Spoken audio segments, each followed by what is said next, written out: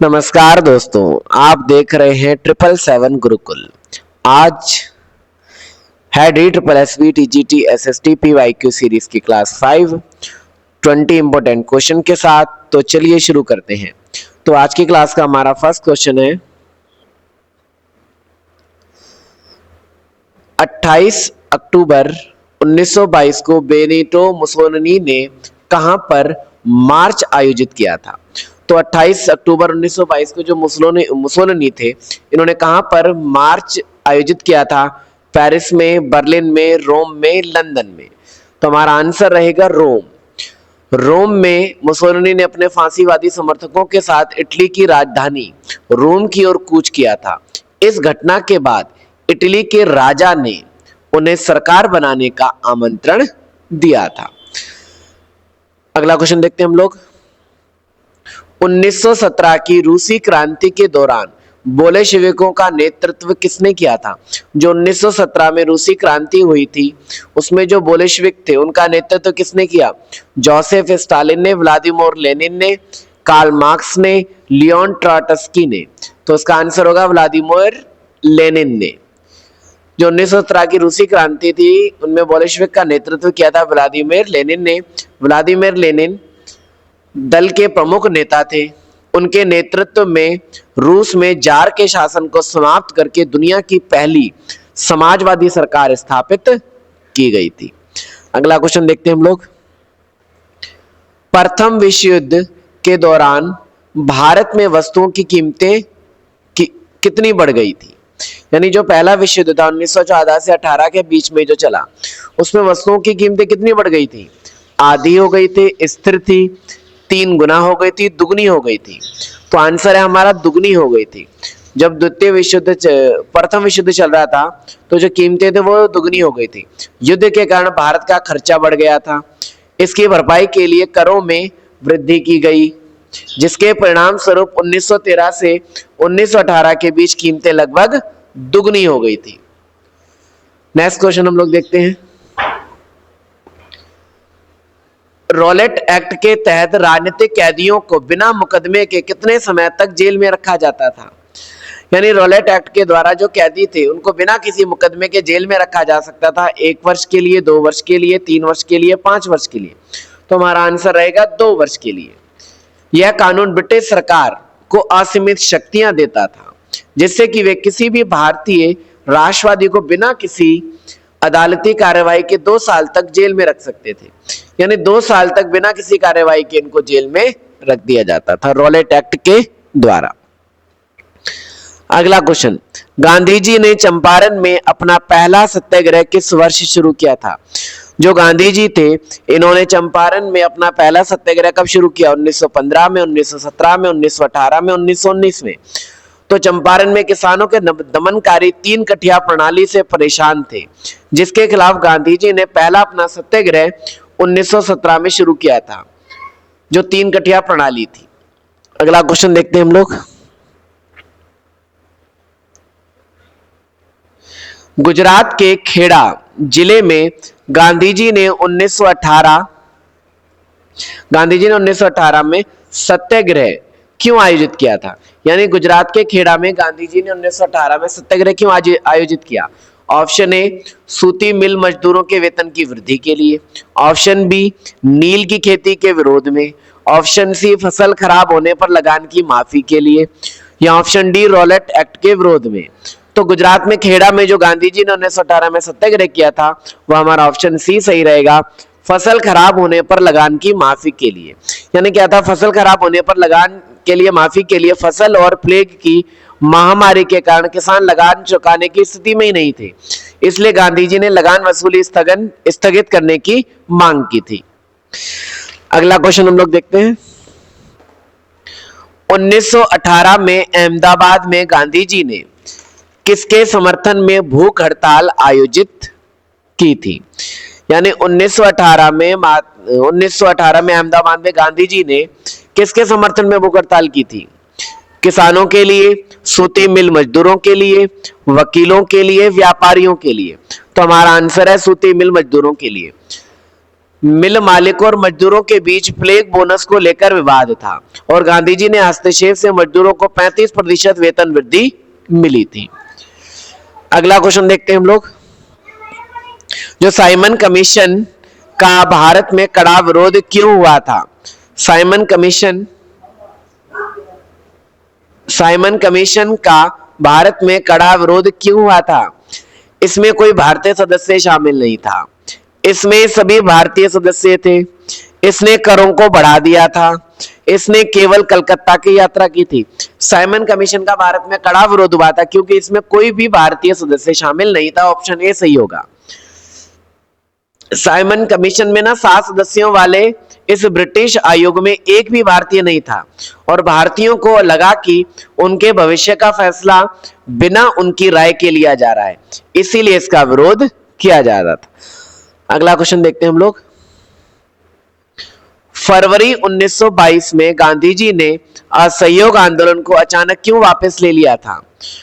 यानी 1922 में जो असहयोग आंदोलन था, गांधी जी ने इसको अचानक वापस ले लिया। ऐसा क्या हुआ था? देखो, पहला ऑप्शन जलियांवाला बाग की घटना के कारण, दूसरा रॉलेट एक्ट के पास होने के कारण, तीसरा चोरा चोरी की हिंसक घटना के कारण, चौथा ऑप्शन है खिलाफत आंदोलन समाप्त होने के कारण। तो हमारा आंसर है ऑप्शन सी, चोरा चोरी की हिंसक घटना के कारण गांधी जी ने जो असहयोग आंदोलन था उसे वापस ले लिया था। गोरखपुर के चोरी चोरा में भीड़ ने एक पुलिस थाने को आग लगा दी, जिसमें 22 पुलिसकर्मी मारे गए और अहिंसा के सिद्धांत के कारण गांधी जी ने आंदोलन को रोक लिया। क्योंकि जो असहयोग आंदोलन था, गांधी जी इसे किसी भी प्रकार से हिंसक रूप नहीं देना चाहते थे। हिंसक होते देख उन्होंने इस आंदोलन को वापस ले लिया था। अगला क्वेश्चन देखते हैं हम। जलियांवाला बाग हत्याकांड अमृतसर में किस तारीख को हुआ था? जो जलियांवाला बाग हत्याकांड था अमृतसर में किस तारीख को हुआ? 13 अप्रैल 1919, 6 अप्रैल 1919, 10 अप्रैल 1919 या 14 फरवरी 1918। तो ये हुआ था 13 अप्रैल 1919 को। बैसाखी के दिन 13 अप्रैल 1919 के दिन शांतिपूर्ण सभा कर रहे थे। जनरल डायर ने बाहर निकलने के रास्ते बंद करवा दिए और निहत्थे भीड़ पर अंधाधुंध गोलियां चलवा दी। तो यह घटना घटी थी 13 अप्रैल 1919 को, जब जलियांवाला बाग में सारे दरवाजे बंद करके जनरल डायर ने अंधाधुंध गोलियां चलवा दी थी। अगला क्वेश्चन है, हिंद स्वराज नामक प्रसिद्ध पुस्तक के लेखक कौन है? जो हिंद स्वराज पुस्तक है इसके लेखक कौन है? जवाहरलाल नेहरू, महात्मा गांधी, सुभाष चंद्र बोस, भगत सिंह। तो हिंद स्वराज जो 1919 में लिखी गई पुस्तक, इनको लिखा था महात्मा गांधी जी ने। ऑप्शन बी सही रहेगा। इस पुस्तक में गांधी जी ने तर्क दिया था कि भारत में ब्रिटिश शासन भारतीयों के सहयोग से ही टिका है। अगला क्वेश्चन देखते हैं। 1859 के इनलैंड इमर्जेशन एक्ट के तहत चाय बगान मजदूरों पर क्या पाबंदी थी? ऑप्शन है मजदूरी कम कर दी गई, बिना अनुमति के घर जाने की मनाही थी, उन्हें हड़ताल करने का अधिकार था, दूसरे बगान में जा सकते थे। तो इसका आंसर रहेगा बिना अनुमति के घर जाने की मनाही थी। इस कानून के अनुसार बगान मजदूरों को बिना सरकारी अनुमति के चाय को बगानों को छोड़ने की मनाही थी। अगला क्वेश्चन देखते हैं हम लोग। अवध में किसान आंदोलन का नेतृत्व किसने किया था? जो अवध था उसमें किसान आंदोलन का नेतृत्व किसने किया? अल्लूरी सीताराम राजू, बाबा रामचंद्र, जवाहरलाल नेहरू, सरदार पटेल। तो हमारा आंसर रहेगा बाबा रामचंद्र। अवध में जो किसान आंदोलन था इसका नेतृत्व किया बाबा रामचंद्र ने। बाबा रामचंद्र ने अवध में ताल्लुकदारों और जमींदारों द्वारा किए जाने वाले शोषण के खिलाफ किसानों को संगठित किया था। अगला क्वेश्चन हमारा, मार्च 1919 में खिलाफत समिति का गठन किस शहर में किया गया था? मार्च 1919 में जो खिलाफत समिति बनी थी इसका गठन किस शहर में हुआ था? कलकत्ता में, अमृतसर में, लखनऊ में, बंबई में। तो इसका गठन हुआ था बंबई में। ऑप्शन डी हमारा सही रहेगा। मोहम्मद अली और शौकत अली ने तुर्की के खलीफा के समर्थन में बंबई में खिलाफत समिति का गठन किया था और खिलाफत आंदोलन जो था वो मोहम्मद अली और शौकत अली इन दोनों भाइयों के द्वारा ही किया गया था।